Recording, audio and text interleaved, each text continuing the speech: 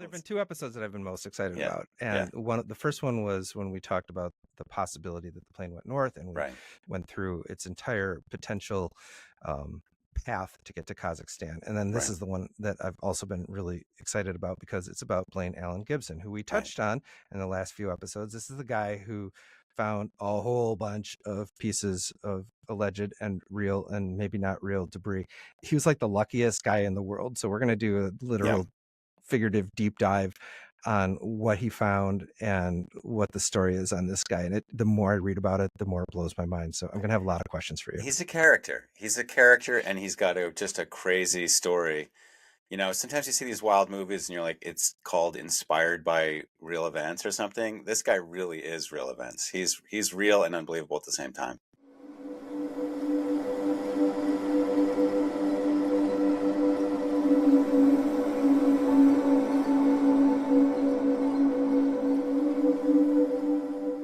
We've talked about how he was on your radar a year and a half before he found No Step. Just to recap, this is the guy who found that No Step piece, which kind of turned this case upside down.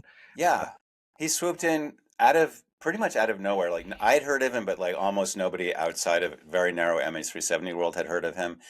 And he came in and he single-handedly revitalized the search for MH370 debris. Like, nothing had happened since that July, and by now it was like February, and nothing had happened. He came in, he found this piece, he became a worldwide sensation. He inspired other people to start looking for pieces. Sure enough, other pieces started to turn up, and he kind of caused a renaissance. So paint a picture of this guy. I mean, like, he looks kind of like Indiana Jones. He's got the brown fedora. He's got the brown leather jacket. Right. He portrays himself as an adventurer and world traveler. Right. And he had already done a bunch of international quests, including an attempt to find the lost Ark of the Covenant. Right. Well, how do we know this, though? It was because he went public kind of reluctantly, as you'll remember. He kind of came forward to a bunch of people who were interested in MH370. He sort of swore us to secrecy and said, don't talk about this. And then it kind of leaked out anyway because he'd been talking about it on like Facebook and stuff. I did an interview with him in New York Magazine. Other people started to call him. TV producers were calling him. Documentaries were calling him. He started going to Madagascar. This was now his full-time thing, was going around finding pieces of debris, but then kind of being the media face because he was this larger-than-life character. Yes, he was dressed up like Indiana Jones, and that was no accident. And he would tell this story about himself, as you alluded to, that he would say that he had inherited some money. He was a full-time adventurer, and he was traipsing around the world kind of in a very Indiana Jones way. He literally was in search of the Ark of the Lost Covenant. And in fact, he didn't even get into MH370 until he saw all the CNN news coverage, he says. So in a way, I guess you inspired him because you were on CNN a whole lot back then. Well, I don't know if it was me personally, but he described how his parents, I guess his dad had died a while. His dad was quite a bit older than his mother, but his mother died in the late 2000s. And so he had inherited the house, and I guess he had decided to sell it. And as he was packing it up, he had the TV on, and he was hearing all this coverage about MH370. And his telling, it got really into his imagination. He decided, I want to be, like, instead of searching for the Ark of the Lost Covenant, I'm going to search for MH370. I mean, I'm pretty into it also, but I haven't like dropped my whole life to go traipsing around the world to do this in my Indiana Jones clothes. In his telling, he was an adventurer. And so he was sort of at loose ends. He had no constraints. He didn't have a family or professional obligations. He had been a lawyer, but was retired. He had a whole bunch of money. He could do whatever he wanted. And so good for that guy. So, in fact, he went back to Madagascar after he got all this press attention. He went to Ile Saint-Maurice. Here we go with the French. Right. In June of 2016, he was accompanied by a crew from France to TV. Do you know how he made that happen, or did it just happen? Oh, everyone was clamoring for him. Some of this information we have from this online publication called Seattle Met. So let me read some quotes to you, and then we can kind of dive into what this means. Right. So Seattle Met author said, they rode quads along the beach, and at the north end, he signaled for the party to stop. The camera crew had a good reason to follow him. He is, to this day, still the only person to find a piece of Flight 370 while actually looking for it. And he had done enough research to have a good idea where he might find more. But come on, it was still a 1 in a million find. There's no way he'd actually uncover another, right? With the cameras trained on him, Gibson dismounted and started walking. As he got closer to the object that had caught his eye, he could see that it was gray fiberglass. It was almost a clone of No Step. Later, he found a handful of other pieces, one of which looked exactly like the housing for a seatback TV monitor. He couldn't be sure, but he had a pretty good idea they came from Flight 370. Yeah, I mean, Wow. we have footage of this, which we can roll. He's left behind the beaches of his native California to travel around those in the Indian Ocean.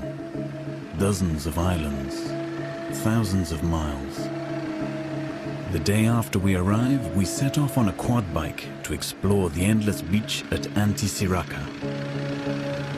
There are no tourists at the northern tip of the island. Tons of waste are regurgitated by the Indian Ocean over dozens of miles. An ideal hunting ground for Blaine. This beach is a perfect place to search. This debris here, it could be from south of Maldives, it could be from off the south coast of Sumatra, Java Sea, or off the coast of Australia. It could be from anywhere. This is just junk from the ocean. Natural from a squid. These little bits of plastic, who knows where they're from. Fishing boats, large ships, they just throw all their trash overboard, and it floats around in the ocean and washes ashore here. That's where probably almost all of this stuff is trash from boats. Blaine says he only needs two things to find plane wreckage in this open-air rubbish heap. His eyes and a little luck. It's a gigantic undertaking, but after 3 hours of fruitless search, Blaine stops dead. Maybe. At his feet, something looks like a plain wooden plank with a few intriguing details.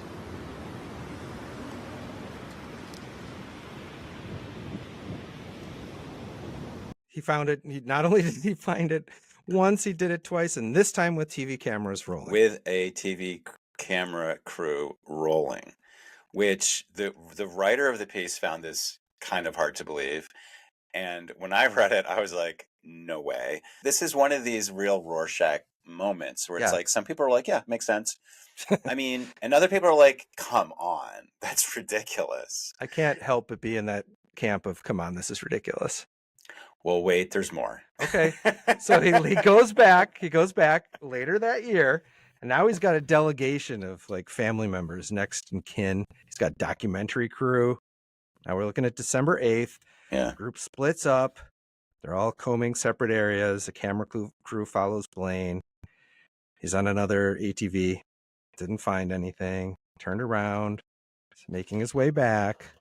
And then all of a sudden, he comes upon another piece of debris at the edge of the wet sand. He's past an area he'd been like half an hour before, meaning that in the not only did he happen to be at the right place, he was at the right place at the right time. That's the exact moment that this piece washes ashore while a camera crew is rolling. And he says, quote, appears to be Malaysia 370 interior cabin debris. 370 interior cabin debris. Seriously. And I mean, a thing you should know about Blaine is that he sort of had a tendency to be like, aha, look, it's a piece of MH370, without a lot of reason for saying that. And yet, and a lot of times it didn't turn out that there was like any reason to think it, or actually it was probably not. But a lot of times a lot of these things were actually later found to be either definitely from MH370 or quite likely from MH370. So he's a little bit overconfident, but he kind of gets a pass because he's right a lot of the time.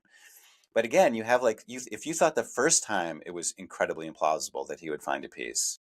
And remember, the first piece he found after only looking for 20 minutes, according to him. So he's just like a debris magnet. I mean, okay, I've talked to other journalists who find this not incredible. And they're like, yeah, the plane hit the water, turned into like thousands of pieces. There's like thousands of pieces to be found.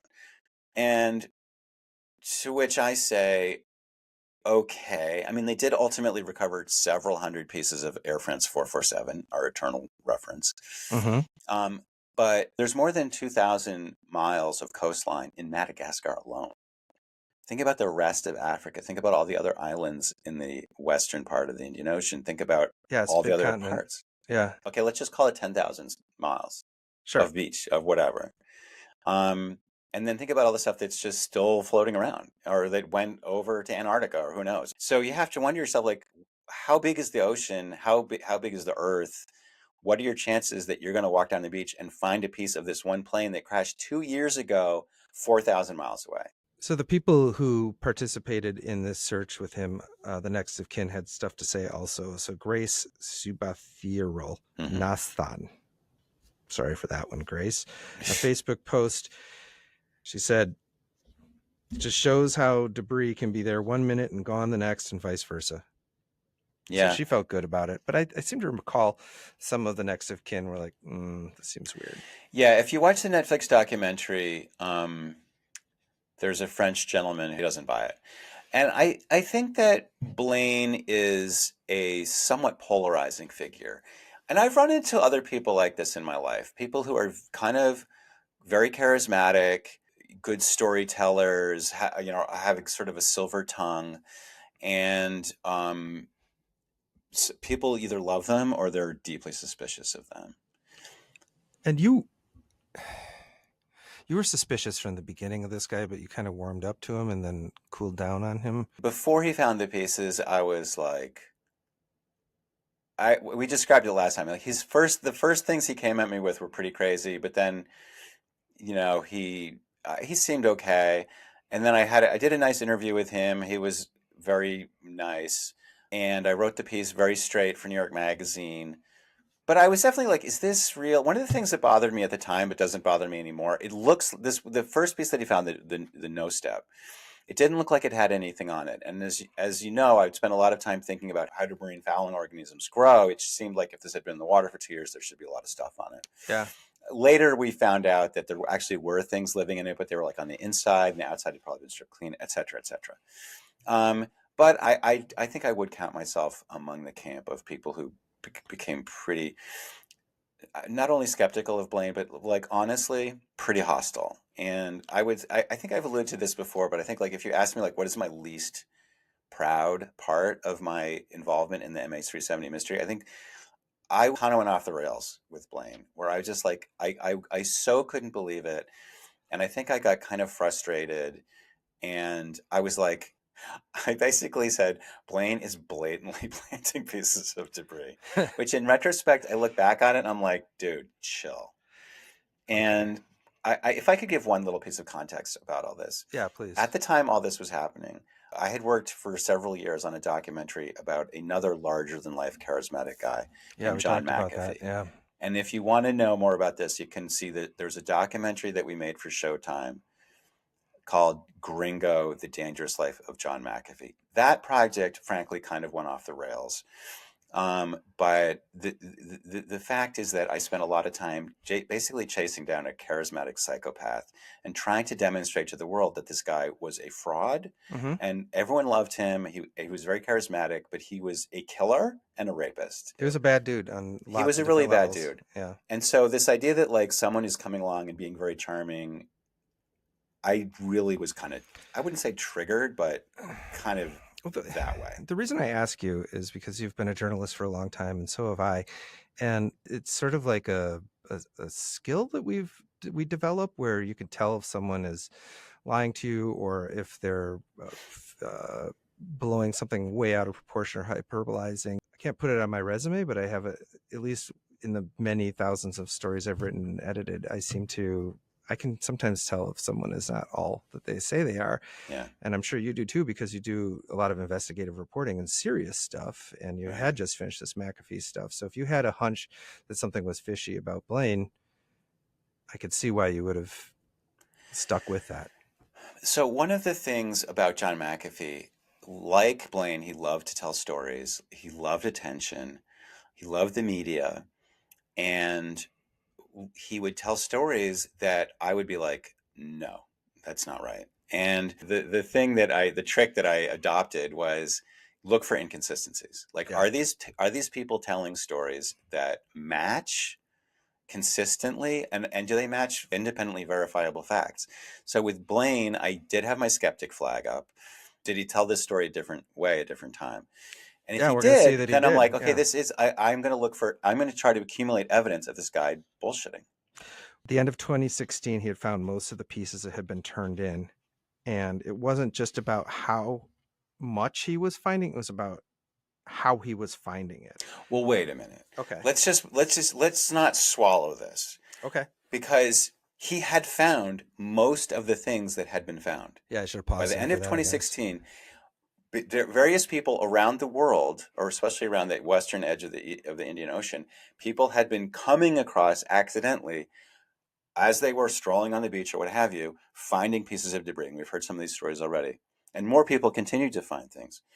But of all the things that were found, most of them were found by him in this kind of situation that we're talking about. Maybe he was with a film crew, maybe he's not with a film crew. There's footage that if we haven't shown it already, we're going to put it on screen of him either walking like down these long stretches of sand, either like walking or on an ATV or something. But it's just mile after mile after mile of millions of pieces of junk, garbage, debris, string, shoes, pieces of unidentifiable plastic. And he's looking at all this stuff, and his eyes are lighting on pieces of MH370. It's like a metal detector. There are, not to exaggerate, billions of people that live on the border of the watershed of the Indian Ocean. Billions of people for every day, for a year, all their stuff going in. And that's the signal, that's the noise, that's the clutter. In amongst all that clutter and noise, you have maybe several hundred or 1,000 pieces of MH370 that have been floating for 2 years and then have washed ashore. And so you imagine, like, this is truly needle in a haystack situation. Yeah, but like I was saying, it's not only that he was finding all these insane pieces in an insane sort of way. He also has these like amazingly like rich and folksy stories about, he in the seaside village of mainland Madagascar, he spots a 9-year-old girl using a scrap of MH370 debris to fan a kitchen fire. Yeah. And then another guy, he told this to The Guardian, when I put word around the village, another guy turned up with another piece he had been using as a washing board for clothes. Okay. This girl, I think of this as the Lendra story. It took me a long time to figure out that her name was Lendra. Yeah. But this little girl, she was 7 years old. She actually existed as far as I can tell. And her name was Lendra. And Blaine was in a village in Madagascar, and he somehow spots a little girl using a piece of MH370 to fan a fire. Okay. Now, what kind of object do you fan a fire with? A flat object, a lightweight flat object. Like I sometimes use when I do my campfires, I will take like a newspaper. Sure. Or a magazine, or you could use lots of different things. Yeah.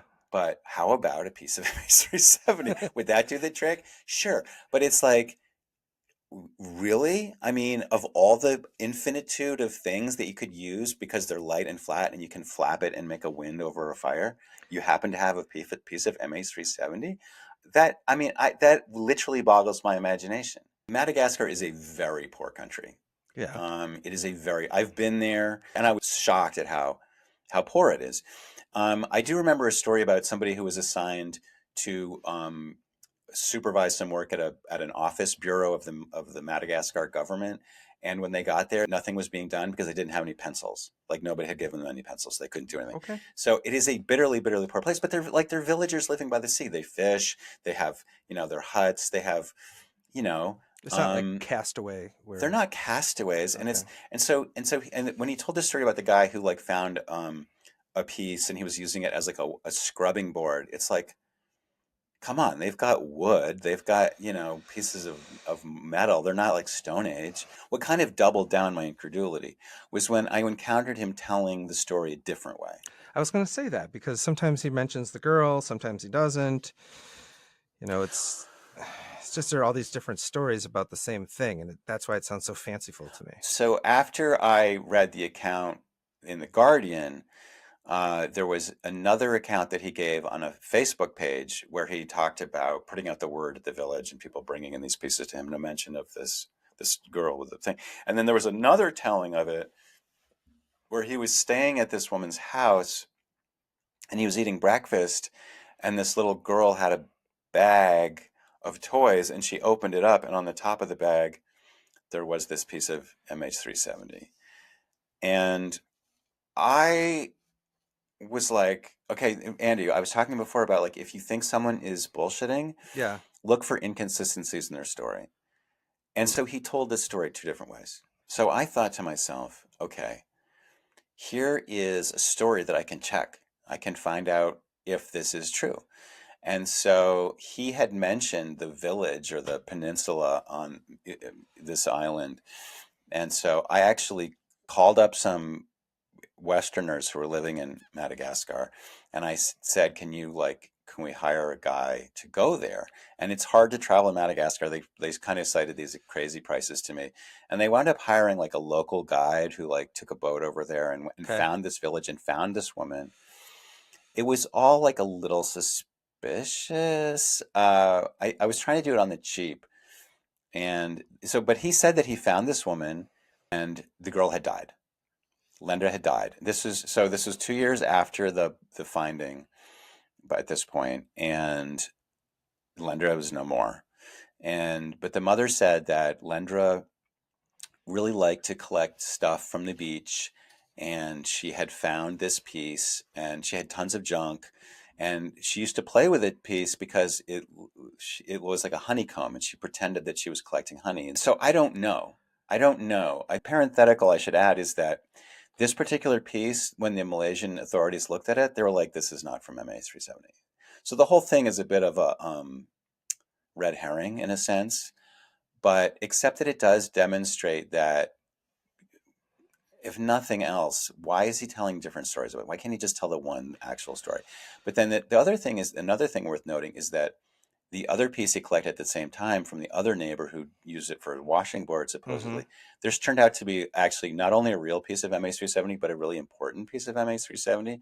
It turned out to be part of the nose gear door, and it collapsed in a really interesting way that I think we'll talk about in a future episode. All right. So he did find real pieces. He found some maybe not real pieces, but he found them all in a very colorful sort of way that his description changed based on who he was talking to. He's what they call in literature unreliable narrator. All right. Well, let's talk about this guy. All right. So he's from San Francisco. He was raised in Carmel. He studied political science at the University of Oregon. He moved to Seattle and he got a job at Seafirst Bank. His childhood is really interesting because his father was actually a historical figure. Oh, that's right. His father was the Chief Justice of the California Supreme Court. Oh, that's even better. Not only that, but he was the longest serving Chief Justice. And so he served for very, very many years with distinction. And one of his crowning achievements was overturning the law that allowed the government to throw Japanese American citizens into internment camps. And so he's not he's a progressive, kind of a titan of California law. But he was really old when he met Blaine's mother. She was like a law clerk of his or something. She was like in her 20s and he was much older. This guy was 69 when Blaine was born. So he kind of really wasn't too present when Blaine and his mother, when they would go traveling around the world and stuff. Okay, so he calls himself a retired attorney, but he didn't practice law. He worked for, this is the part I got wrong here. He worked for Washington State Senator Roy Moore, but he didn't practice law. I mean, he kind of had this sort of peripatetic youth where he really does seem to be, I mean, he was probably brilliant. His father was brilliant. And his mother sounds like a character too. And he had all this energy and all this intelligence. And so he sort of dabbled in all sorts of things. So his resume gets a little weirder after this, or a little more interesting even. After his short stint at the bank, he moved to Olympia, Washington. he worked for the state senator, and then he joined the U.S. State Department. Yeah. So he had traveled, as I said, with his mother when he was younger. And I think very early on, the international cultural, possibilities had its hooks in him. And he was fascinated by the world. He wanted to engage in the world. He joined the State Department pretty briefly. 1986 to 1990, age 29 to 33. You corroborated this. You actually called the State Department. They confirmed that he worked there. They understandably wouldn't tell you it was anything other than political affairs. According to the Met, he spent time with the rebels in Afghanistan, photographed there holding an assault rifle. I have a hard time believing the State Department was sent. I mean, they sent people to Pakistan back then, but they weren't generally sending them into Afghanistan at the end of the Well, Soviet a friend War of mine against the who regime. actually did spend some time in Afghanistan and Pakistan, he said that the State Department had a lot of people in Pakistan. It wouldn't send them into Afghanistan, but the CIA would. And, the way that they kind of do covers and everything. But I think it is worth noting, he was actually stationed for a year in, I forgot, Rio or something. Yeah, Rio is what the notes say. So we don't have proof that he was in Afghanistan, but we do know that he was stationed in Rio. Yeah, he was an actual State Department employee in the political side. But so, this is a guy who has legitimate credentials. Which doesn't make him CIA at all. It's, in fact, I wouldn't even go there, but I think it's gonna come back that either he was involved in something covert or he says he was. That's my take on it. He's in the world of international affairs. And there's a neighborhood of international affairs that's like diplomacy. There's a neighborhood that's like espionage. There's a neighborhood that's commercial, whatever. There's a lot, and they all sort of flow into one another. But yeah, so his this is again where he is talking about his own resume, but you can tell if you believe him that he spent quite a bit of time in the Soviet Union, or the former Soviet Union. Says he was there in the late 80s when the Soviet Union was on the verge of collapse. He decided to capitalize on it. He lived for 10 years. He lived off and on in the newly capitalist Russia. He said he was a consultant to new business owners and making a lot of money that would finance his globetrotting. So that's what he said to the Seattle Met when he first started talking to journalists. So this is right after he became famous. Okay. So at first he made no bones about it. And indeed, when he first talked to me, we were talking about it, and he said that, I spent time in Russia. In fact, I speak fluent Russian. And I was very interested in the famous mystery of the Tunguska meteorite, or whatever. They don't really know if it was a meteorite for sure, but he went to this super remote part of Russia where I'm sure nobody speaks English. I can tell you that the first one was about 20 years ago when I was living and working in Russia. I was the second American to ever go to the epicenter of the Tunguska meteorite. Oh, wow. You're the second American? It was a meteorite, yeah. Wow. And I trekked around there. I looked for something. I talked to people. I talked to scientists about it because I had access to, I speak Russian fluently. I had access to Russian scientists, drinking vodka with them. They tell me what they really thought. So that was really the first one. And he bragged about how he talked to scientists and talked to local people. And he could just, the thing is, Andy, you and I started to talk about this a little bit earlier. My assertion, as someone, I started studying Russian after MH370 happened for reasons that you can understand. Yeah. German, I found quite hard at first. It has its complexities. Sure is. Russian is on a completely other scale. It is, the Russian verb is a thicket from which you will never emerge. And I don't know, you seem skeptical about that. You think it's I'm actually okay. So actually, I'm not skeptical about that at all, because I found French to be relatively easy, despite my bad pronunciation in these previous episodes. I took German in college, and I couldn't grasp it at all. Like I just didn't go anywhere. So I went back to French. Right. I did try a little bit of Russian, and it might as well have been, Japanese or something. It didn't feel like anything Western whatsoever. So it is an extremely hard language to learn. So the idea that he could have just kind of picked it up on the side, that's unless this guy is a savant when it comes to languages, that seems unlikely to me. Well, we hear him talking French in one of these documentaries that we played clips of before. He is bad. His French is awful. But here's the thing, and I think this is an important thing to talk about. When you learn languages, you're very painfully aware that there's different kinds of fluency. It's one thing to be able to read a newspaper. Sure. It's another thing to be able to watch a movie. And it's another thing entirely to walk into a crowded bar where people are going blah, blah, blah, blah, blah, and there's music in the background, and they're talking really fast, and they're using slang, and da-da-da. Yeah. That is the sort of apex. Okay, and he's saying that he can go into a bar in Russia and talk to the locals. And make friends and get... Okay. And pick up information kind of on the QT because he just is so fluent. All right. So this is like... this is like deep level of in Russia. Yeah. So he was in Russia in the early 90s when he was done with the State Department, and somehow he claims to be an outstanding speaker of Russian. If we've heard Blaine speak bad French, I'm still agreeing with you that I have a hard time thinking that in this short period of time he became so fluent in Russian that he could go into the bar and learn things, much less start his own business in Siberia. We've established that he's an unreliable narrator. So we're trying to find independent sources of information to confirm it. And sure enough, if you try to do a little bit of digging, it doesn't actually take that much. It turns out that there are actually some documentable ties between Blaine and Russia.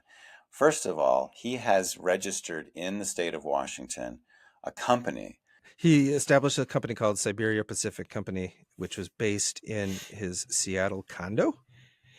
It was based in a Seattle condo, but who did he start it with?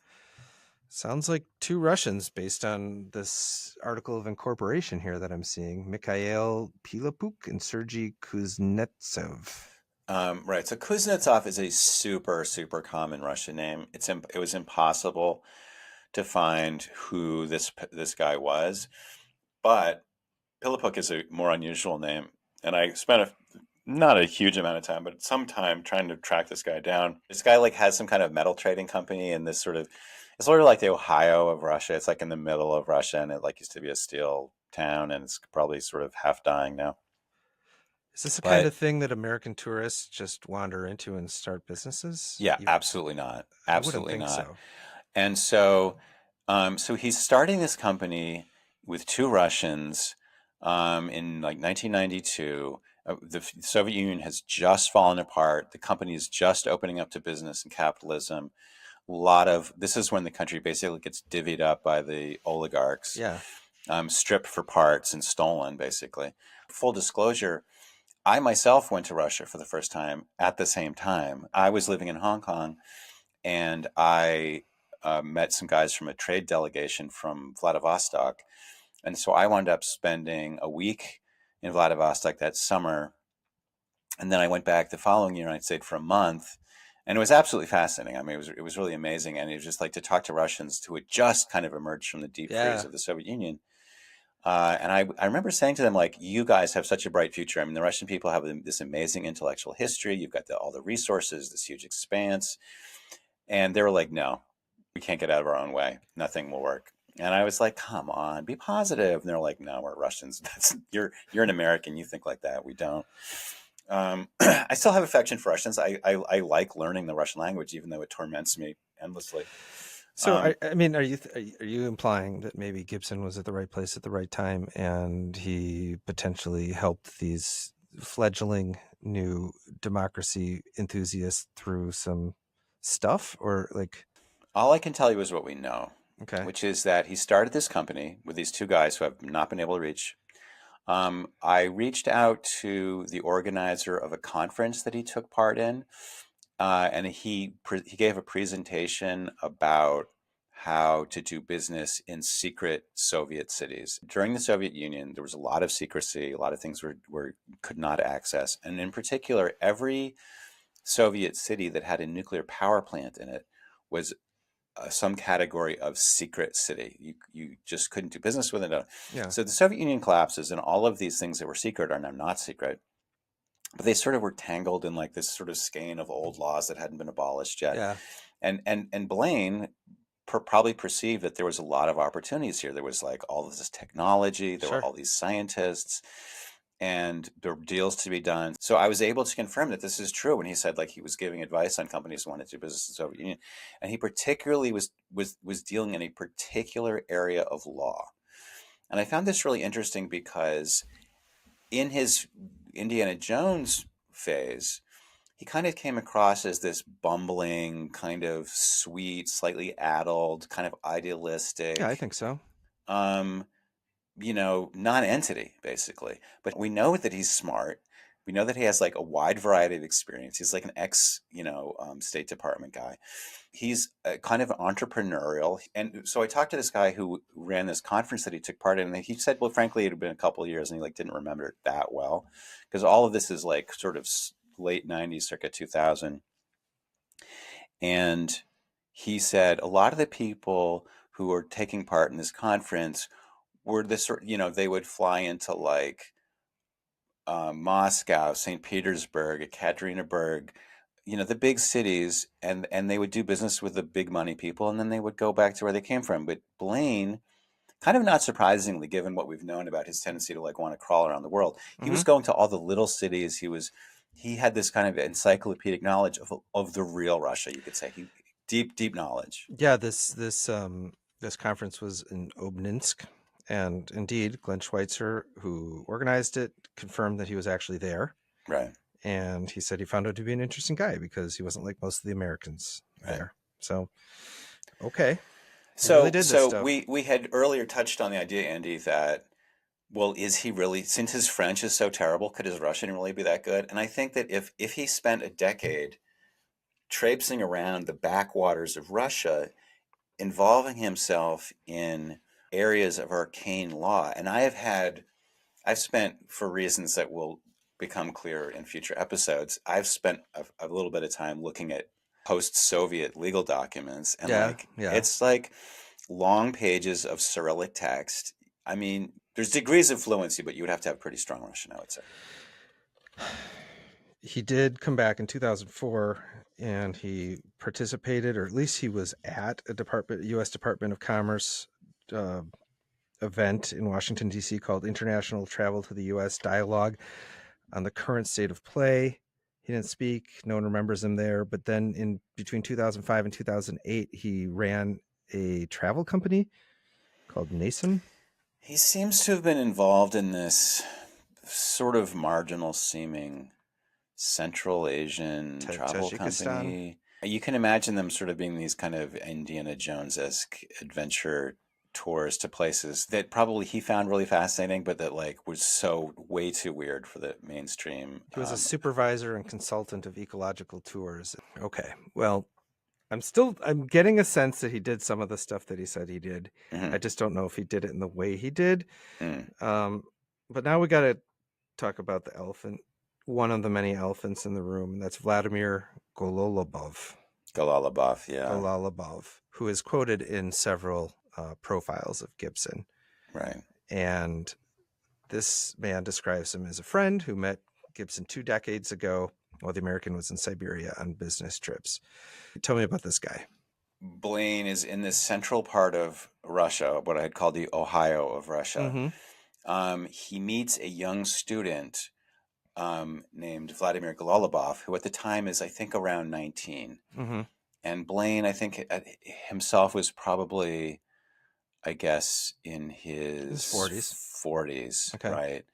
And they form an attachment that is very long-lasting.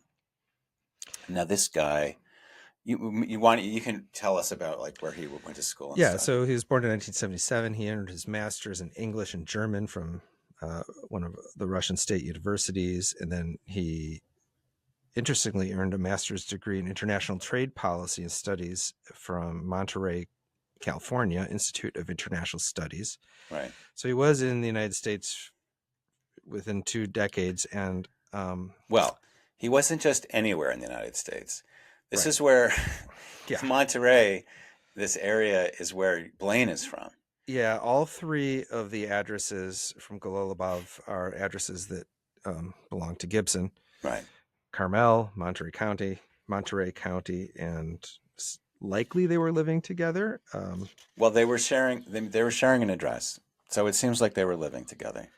And then in 2002, Gololobov moved to Washington, D.C. He started working as a lobbyist for the Coalition of Service Industries, which I don't know what that means. Right. But he was handling the Russian WTO what was he doing there? He was lobbying on behalf of the World Trade, or the Russian part of the World Trade Organization.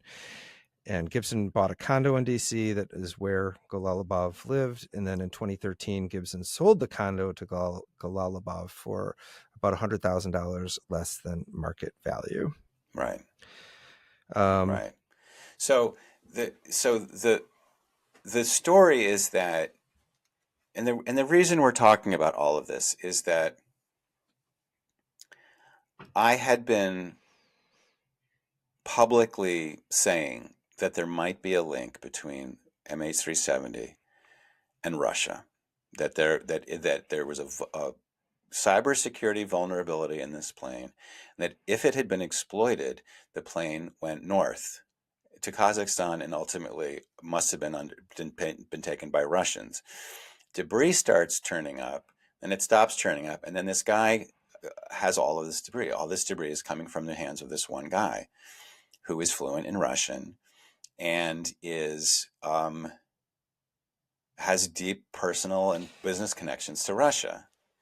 And so I was like, is this coincidental? I mean, what are the odds, really? They seem low. I should point out that we are not outing Blaine Gibson as gay. We have nothing, that there's no value in doing that, because I've certainly read some of the comments where saying like you're asserting his sexuality, that don't care. But the fact is, he had this relationship with a Russian who was fluent in English. He worked in assorted Russian legit sketchy businesses. There's some connection here that may or may not have anything to do with MH370, but this guy, his fingers are all over Russia and vice versa. Or at least he wants us to believe that, because he said it. And again, it gets back to the question of, okay, to what extent is someone's story consistent? When I first started talking to Blaine, he was not shy about his connection to Russia. When he talked to the MetLife journalist in the months after the discoveries, he was not particularly shy about it.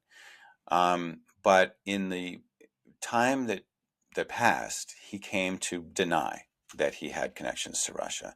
He basically canceled his Russia Pacific company. He didn't maintain it anymore after I started writing about it. When the journalist William Langevisha actually went to Southeast Asia to meet with Blaine, he said that he had only a kind of short-term passing involvement in the tourism business in the Russian Far East, and basically pretty much denied this thing. And it's like, it kind of reminds me of when Donald Trump was running for president in 2016. He was like, yeah, no, I have nothing to do with Russia. And then it turned out that he was actually negotiating major deals. And, this idea of like lying about your involvement, it's the lying is more suspicious than the involvement almost. In fact, you actually did get a hold of Gololobov at one point. Eventually, I said at some point I have to reach out to this guy and say, I have all this documentary evidence that you have a long personal history with this guy. Yeah. I would like to ask you. I have to at least try. I didn't think he would talk to me, but I had to at least ask. Yeah. And he just kind of like denied it, right? Well, let's play it. Let's play the audio. Okay. Jeff Wise, I'm a journalist working on a story about MH370. And listen, I know that I don't know if your office is like all about to run off to listen to the Michael Cohen testimony. Jeff, I really don't know anything about that. I don't know the person you were asking me about. I haven't talked to the person you were asking me about. So I'm sorry. Blaine. This is about Blaine Alan Gibson. Yes. You're saying you don't know anything about Blaine Alan Gibson? I haven't talked to him in a long time. Well, could I ask you about how you know him? No. Okay. All right. Thank you very much. So Gololobov did reluctantly admit that he knew him but not in the way that it seems like he did. But well, he just didn't want to. He clearly just didn't want to have any involvement in it. I mean, Gololobov is now like a pretty senior. He's a lobbyist. He works in Washington and like, doing what lobbyists do, interfacing between business and government. He's part of the same, we talked before about like the world of like foreign affairs and government affairs and like people lobbying and people getting, relationships and everything. And he's in that world. I'm sure he doesn't need to. I mean, sure, it's probably hard to be a Russian. I mean, it depends. And do anything right now. Yeah. Anything legit right now, being a Russian. Yeah. It's not something you want to brag about. But so for years, I've been kind of raising questions about Blaine. Blaine has continued to be a beloved figure among many, a figure of some questions among others. But, anytime someone makes a documentary about MH370, they go to ask him if he'll talk. He is a very elusive guy. Like when Langevisha tried to reach him, like he wouldn't tell what country he was in. And Blaine would talk on social media about how he was opening a bar somewhere in Southeast Asia. But and I actually reached out to because I used to know a lot of expats in Southeast Asia because I lived in Hong Kong. And so I reached out to my former network and I'm like, does anybody know where this guy's bar is? And nobody had heard of it. And we couldn't figure out if it was in Myanmar or Laos or where. And I just never really figured out where this bar was. So there's just like so many questions. And so if you want to go talk to Blaine, he'll meet you in some third country. He doesn't even want people to know where he is. And he talked a fair bit about that, like there were death threats. And I think especially like when I started to raise questions, he made it sound like I was causing him to get death threats, which I just really need to make clear. There's no reason why anything that I said about Blaine would cause someone to threaten him with death. It seems extreme. He's also implied that because he's been such a brave truth seeker in trying to find these pieces of debris, that his life has been in danger for that. And I really need to emphasize that even though he has found most of the pieces of debris, none of the pieces of debris that he's found have had the kind of evidentiary value that the flaperon had. And so he hasn't really moved the needle at all in terms of understanding what happened to the plane. And when people ask him, what do you think happened to the plane? He's like, I don't know. He doesn't even have a theory of what happened to this plane. So, and a third piece I want to say about these death threats is that when Langevisha asked him about his death threats, he said that there were these people that when he was looking for the lost Ark of the Covenant in Ethiopia or something, that he had gotten on the wrong side of some people and they wanted to kill him. So these death threats don't even have anything to do with MH370. So there's a lot of stories and a lot of kind of verbiage that's being spread, and a lot of it's just. So maybe he's not really getting death threats. Maybe he's being. I think I would very much would question whether he's getting death threats. And I certainly don't think he's getting death threats because of me, but I think he's throwing these around to sort of make it seem like he's being persecuted. Yeah. And I think, Andy, you and I know this idea of larger than life people who are constantly claiming persecution is all of a piece in a sense. I can't imagine what you're possibly referring to, Jeff. I don't want to antagonize people I don't need to antagonize, but okay. But listen, I mean, the point is that this guy, I have been kind of a jerk. I think I've said from the get-go that all my behavior in this last 10 years, the worst behavior that I've done is in relation to him, because it kind of got under my skin, and I'm not a fully mature person maybe.